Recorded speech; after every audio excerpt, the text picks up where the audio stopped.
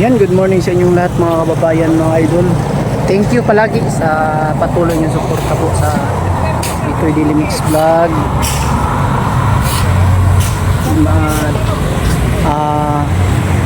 Ang dami po nag-comment dito na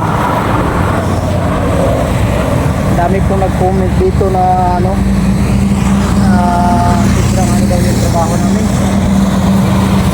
Init, pero okay lang yan. Kasi trabaho namin ay talagang sa construction kasi ulan at init at hindi talaga natin maiwasan kasi sa construction po ay ganito talaga yung trabaho. So, salamat sa inyong lahat na palaging sumusuporta, no? Sa araw-araw na patuloy kayo nanonood sa Bitoy Daily Mix Vlog, lalong-lalo na po sa Pugong Biyahero team, sa lahat ng sinusuportahan nyo palagi sa PB team. Kasi ang dami po nilang natutulungan, lalong-lalo na po sa kabundukan na mahal nating mga kababayan na sa kabundukan na naghihirap sa buhay, na sila po ang naging tulay na para po maihatid yung tulong yun sa kabundukan sa nangangailangan. Sila Sir Paul at ang kanyang team po ang ginawang tulay ng ating Panginoon, at sila rin ang dahilan kung bakit nakarating yung ating mga tulong nila sa kabundukan. So thank you sa lahat ng mga sponsor na palaging sumusuporta sa kanila, lalong-lalo na po sa inyong lahat mga kababayan, mga idol. Pagpatuloy niyo nanonood sa Bitoy Daily Mix Vlog. Ayan lang po muna, pagsisimula na po kami. Ayan, isa na kami sa umaga. Bago ang lahat mga idol, mga kababayan, intro po muna tayo.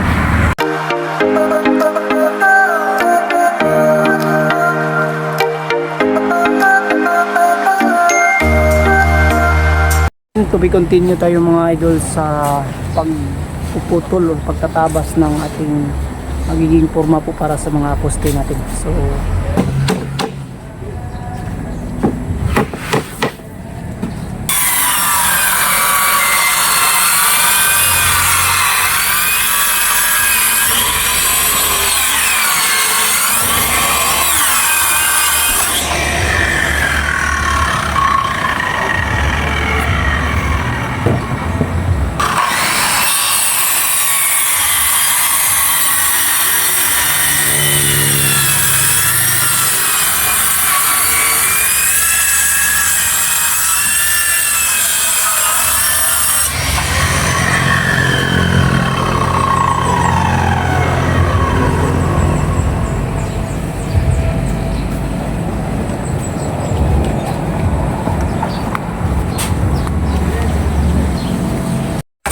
yan mga idol, good morning sa inyong lahat. Continue sila dito po sa pagbubuhos ng bigas sa ilalim. Kita natin po yung atako sila dito.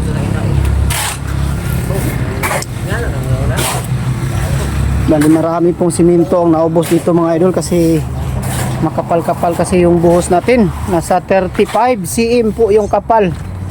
So hindi pwedeng manipis kasi yung lupa dito mga idol ay katamtaman, hindi masyadong matigas, medyo malambot po yung ibabaw. So kailangan natin kapalan yung buhos, hindi yung mukha ang kapalan natin. Joke lang. Ayan o, nakapagtapos na sila dito. Yeah. Ito walang problema dito sa gitna kasi wala mang gagawin dito ng mga asintada, kaya ayan lang. Dito sa gilid ang importante mga idol. Ayan, kasi dito kasi ay may sintada na block. Dito rin tapos na rin nila dito sa taas. Ayan mga ka-idol, ang latest update natin. Kailangan nating matapos para makapag-umpisa tayo sa pagbuhos ng ating magiging kulom or poste. Kailangan pa natin i-scaffold dito kasi yung scaffold natin ay masyado pong mababaw ang pagkabaon. Nung time kasi nang nagumpisa kami dito, sobrang init, walang ulan na dumarating dito, kaya ngayon marami ng ulan nga dumaan dito, ay kailangan na nating ibaon ng malalim. kaya na itong pukpukin. Kasi nung una pinukpok namin ng pinukpok, nasisira lang yung mga kahoy tulad nito. Nasisira lang pag pinukpok, hindi yan siya mababaon. Pero ngayon malambot-lambot na kasi yung lupa, ay kailangan natin mabaon kasi kailangan natin tibayan para sa mga tukod natin para magiging pundasyon sa second floor. Kasi kung malambot yung pagkakabaon or mababaw yung pagkakabaon ng mga tawag sa amin ito is istaka, yung ganito tawag namin ito sa Bisaya, istaka. So kailangan to mabaon ng malalim para at least matibay siya po para pagkukunan ng lakas para sa pagbubuhos ng ating slab. So ganyan po yung gagawin natin ngayon. Kailangan siya mabaon ng malalim. So set out dyan sa gustong matuto dito, gustong sinubaybayan palagi yung ginagawa natin kasi may iba dyan na gustong matuto. Abang-abang kayo mga idol kasi dami tayong mga tutorial dito na ituturo sa inyo. At ng ginagawa natin dito ay ituturo natin. Halimbawa nito mga idol, itong ginagawa ko, bahay man o commercial building o building yung gagawin nyo, kailangang pantay siya dito sa gilid ng poste para paglagay ng mga purma, tulad yung mga purma gagawin natin, yung square niya walang awang dito sa gilid, walang awang kundi nakapantay siya. Pagbuhos natin hindi na lumabas yung simento sa gilid-gilid. So ganyan yung ano natin mga idol, mga pamamaraan natin yan. At kailangan yung lagyan ng mga tulad dito, preparasyon para sa asintada yung mga bakal. So katulad sa amin, ang gagawin namin ditong hollow block, ikakabit namin hollow block dito ay number 6. So kailangan naming number 12 yung patayo natin ng mga bakal mga idol, mga kabilya. Number 12, tapos yung nakalibilado na bakal pagdating sa tatlong patungan ng hollow block is maglagay tayo ng 10 mm lang, kinayan. Yan, at patuloy sila kapag mix ng simento yan, oh. Lang. Hinahalo nila simento para pambuhos. Konti na lang yung simento namin natira mga idol, oh. Yan. Mag-order tayo mamaya. Just magpadagdagan yan. So yan, oh. Nakakapagod yung pag-mix ng simento mga idol. Nakapaalang sila kasi wala tayong butas. Wala tayong butas dito. Kaya tiyaga-tiyaga lang sila dyan sa pag-mix na nakapaa.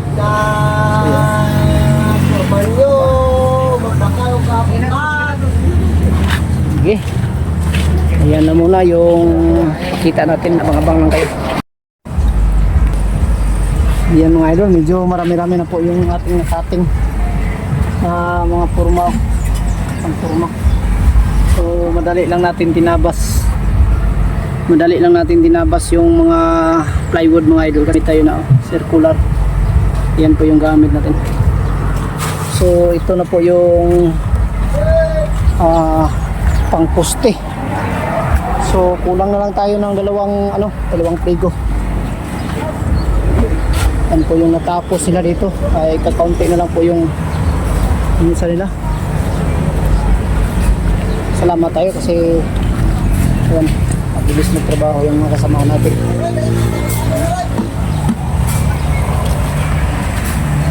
Ito na lang po yung kulang.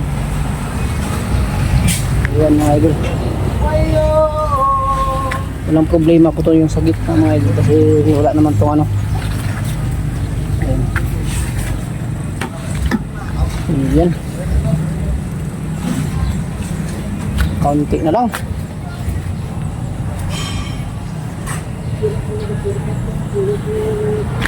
Ang naganda pag may harang tayong hollow block, yung ginagawa nating harang is para maiwasan natin na marami yung mabuhos natin dito kasi yung pundasyon ng poste is makapal na yan galing sa ilalim at mataas na yung buhos, kaya pagdating dito sa ibabaw nilagyan namin ng hollow block is para yan ay hindi masyadong marami, malagay nating simento dito sa flooring, sa kanyang buhos. So ganito yung idea namin. Kung gusto nyo gayahin, mas maganda kasi hindi na tayo magpurma pa ng plywood. Plywood kasi mabusisi pa yung pagpurma, matagal tanggalin. Ito hindi natin tatanggalin to, mas dagdag tibay ito sa sa ating poste. Yan ang pagdagdag tibay natin na ginagawa. So yan ang ating ginagawa nila. So bali ako ay nagtatabas ako ng plywood. Yun na lang, 1, 2, 3, 4, 5 beam na lang at matapos na rin nila. So yan ang nagaganap dito. So pasalamat tayo sa kanila dahil mabilis rin sila magtrabaho. Lumalaban din sila sa kontraktor. Yan ang ating, hindi tayo nanguha ng taong hindi lumalaban sa atin kasi pagdating sa swelduhan po ay kawawa yung kontraktor pagdating dito kasi napakaliit lang po yung bigay ng ating amo dito sa percentage. Ayan, abang-abang kayo. So magbigay tayo ng tutorial dito sa plywood kung paano natin tinatabas, kung sinong gustong matuto dito at kung yung iba ay alam na nila kung paano magputol nitong mga plywood kasi may reduce kasi itong mga 3 cm po sa plywood. Pero dito hindi may wasang yung mga plywood na ginagamit natin hindi matibay, hindi katulad sa Davao yung ginagamit naming plywood mga idol sa FRTC Marine Trade 1. Pero dito yung FRTC nila talagang hindi maganda. May matawag dito, may hindi na lagyan ng pangdikit, hindi matibay yung pandikit na nilalagay nila. Kaya iwasan natin to, hindi natin to gamitin yung side dito banda.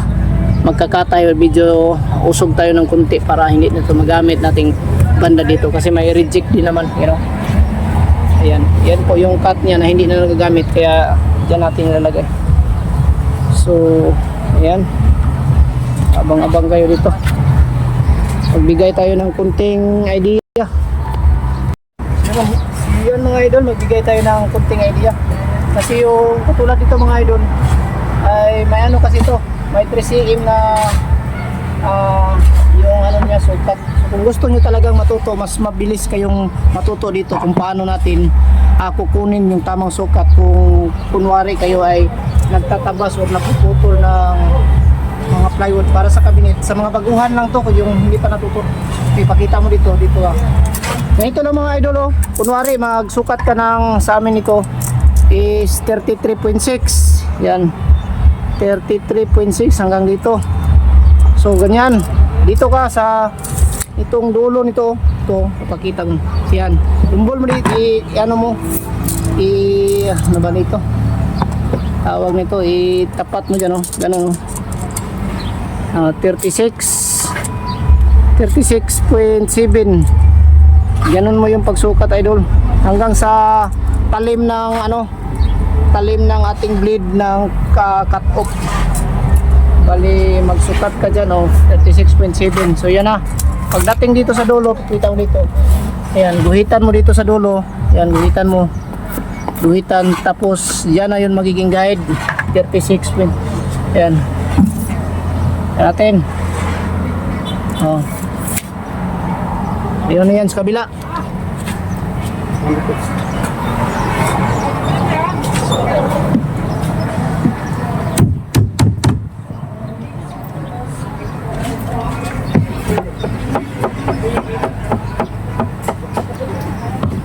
Mga idol, para idea, bigay tayo ng idea. So pareho lang yung sukat niya dito.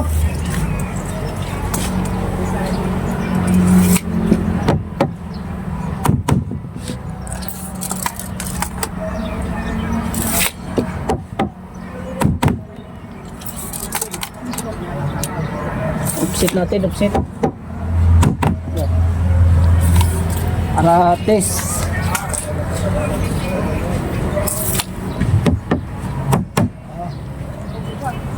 Kita natin, tapos dito bago mo i-cut, try mo muna ganito. Andarin mo dito ng yan. Oh, may ano siya, may platandaan. Sukatin mo yung nakat niya na maliit, platandaan. Oh. Tingnan mo yung sukat, idol. 33.7,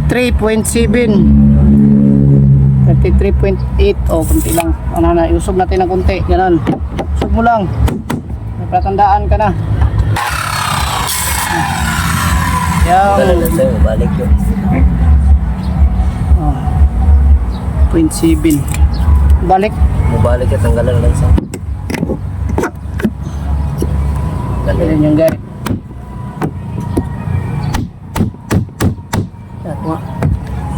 So, ito na po yung magiging guide niya mga idol, mga kabayan, para mas madali. Stop natin.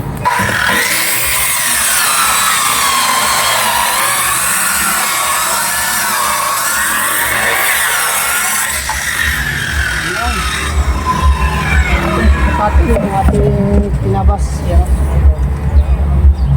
37. 36.7 oh. 33.7. So ito po yung dalawang gilid niya.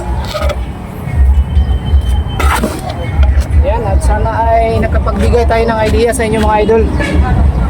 Para tips natin kasi may mga viewers tayo na gustong matuto dito. Yan lang, paulit-ulit nyo lang yung gagawin para makikita nyo rin. Yan na. Bigay tayo ng idea sa inyo.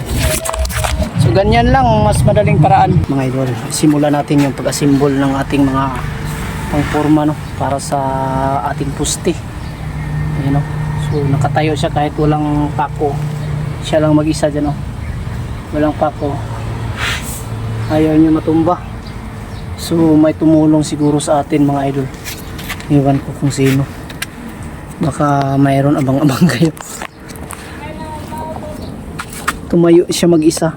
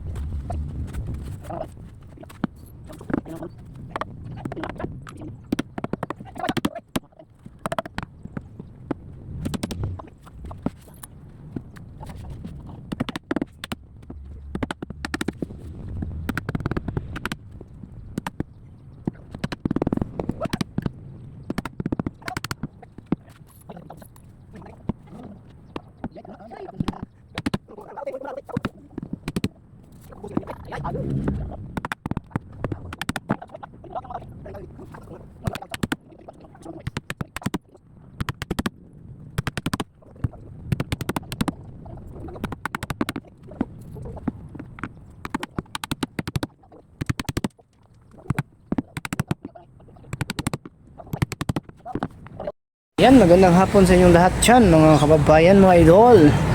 So natapos na rin natin sa wakas yung pagbuhos dito sa biga namin. At naabutan kami ng ulan. Ayan o, so ayusin natin lumabas yung mga ano, mga buhangin. Ayusin natin to.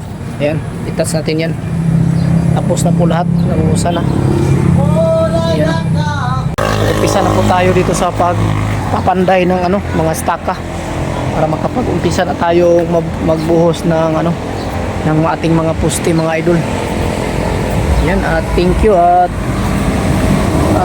hindi tayo bago umulan ay natapos na rin na buhos mga idol yung ating ginawa dito. Ayan o, matibay na to para sa magiging pundasyon para sa second floor. Ito ang inano natin na para kumibay siya. So bali yung lupa pwede na natin yung patagin, ang mga lupa na sobra. Maganda sana kung malagyan natin dito ng hollow block bago mag yan o. Yan po yung naganap. Sa wakas ay natapos rin mga idol. So yan, latest update natin. So yan ang ginagawa.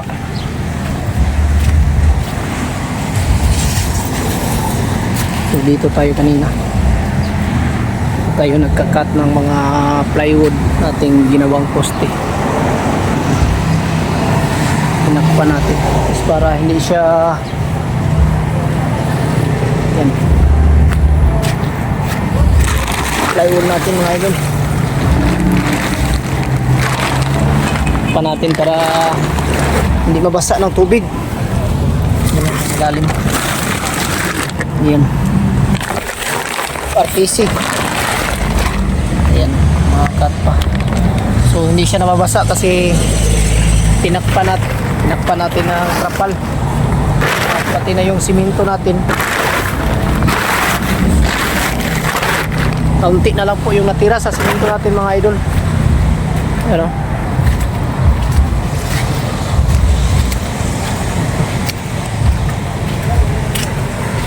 Ayan yung simento. Kaunti na lang po yung natira.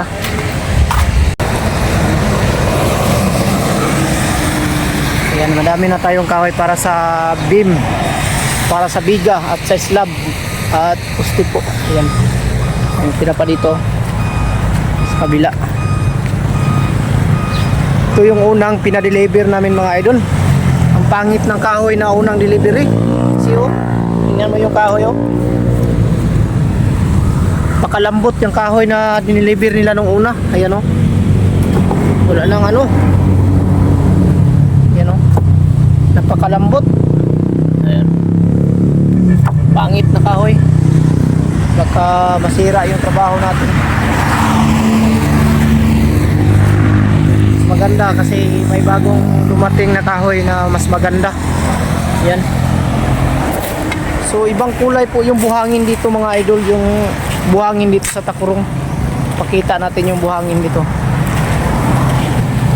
Yung buhangin dito is kulay, parang may kulay puti. Yan o.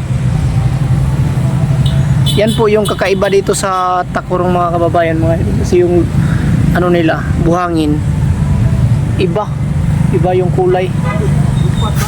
Okay. Napahinga natin yung mga tauhan natin kasi kawawa naman. Kanina ay suko na nagtrabaho po sila. Nagbubuho sila halos siguro inubos nila kanina mga idol, mga 40 sako ng simento siguro yung binuhos nila dito sa biga. Naubos nila kanina. So ayan, alas 4:30 na po ng hapon. Mulan kasi dito alas 4 kaya minto na sila. Kawawa naman yun. Bukas na naman para at least may lakas na naman sila para bukas para sa paggawa namin dito mga poste. So yan, at yung mga forma na ginagawa natin para sa poste. Pakita natin mga idol yung aming ginawa. Bali 6 na poste lang po to mga idol ginagawa namin kasi lipat-lipat na lang yung poste. Tanggalin na lang pag matuyo yung buhos, pagbubuhos ng poste. Kinabukasan ay pwede na rin nating ilipat para hindi tayo masyadong maraming gagawing forma. So ito yan, ito po yung loob is 30 by 30 po yung laki nya. So bali 6 lang po yung ginawa namin, ginawa ko kanina. 6 na piraso na po to. So bali sa dosing poste lipat natin pagtanggal nito is isang lipatan lang. Tapos pangalawang lipat is yung karugtong na niya, yung dugtong niya sa taas para papunta na siyang slab. So yan po ang ating tips or idea. Napakita natin kung habang magawa tayo kung paano natin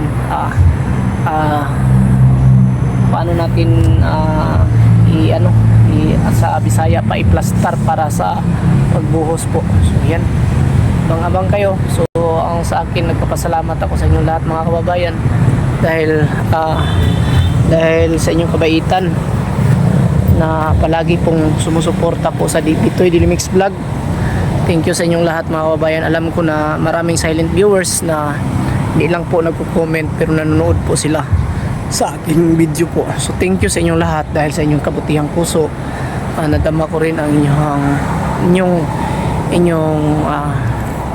inyong kabutihan para sa akin na suporta po. So thank you dahil kahit na konti lang po yung viewers natin ay palagi tayong nagpapasalamat sa Panginoon dahil alam ko na darating din ang araw na dumarami din ang ating mga viewers or subscriber dito sa ating channel. Alam ko ngayon na kasi baguhan lang po ako dito sa YouTube at hindi pa po kasi ako marunong makipag makipag sales talk dito sa Facebook or maipakita yung mga video na mas magandang tingnan. So ayan, thank you sa inyong lahat na palagi kayong sumusuporta. Alam ko na parang sa akin dito ay hindi masyadong maraming nanonood kasi wala ako sa PB Team House, pero pasalamat pa rin ako sa inyo dahil may natitira pa rin na handang sumuporta po sa Pitoy Daily Mix Vlog. Thank you din sa mga nagsabi na patuloy lang, darating din ang araw na makamit mo rin ang iyong pangarap sa buhay. So thank you sa inyong lahat mga kababayan, mga idol. At yan, so shout out natin sa bandang dulo. Ayan. Yan, at mag-shout out po muna tayo sa ating mahal na mga viewers, subscriber na lagi pong sumusuporta po sa Pitoy Daily Mix Vlog. Shout out sa iyo dyan, AG Matukan. Shout out sa iyo dyan, idol. Ingat ka palagi, AG Matukan. Rolando Perez. Yan, Rolando Perez from Kalinan. Shout out sa iyo, Rolando Perez. Ingat ka palagi, idol. John Lloyd Mondihar. John Lloyd Mondihar. Ingat ka palagi. Helper ko to, pero sumusuporta po sa akin. So thank you sa iyo, John Lloyd. Miriam De La Rosa from Nueva Ecija. Shout out kay Idol Miriam Rose De La Rosa. Ingat ka palagi dyan sa Nueva Ecija, Idol.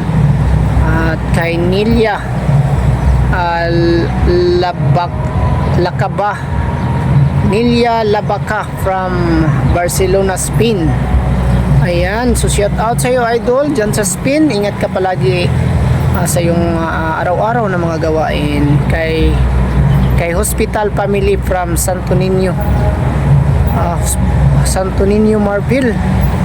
Ayan, so shout out kay Hospital Family from Santo Niño, Marville, no? Ingat ka palagi dyan, idol.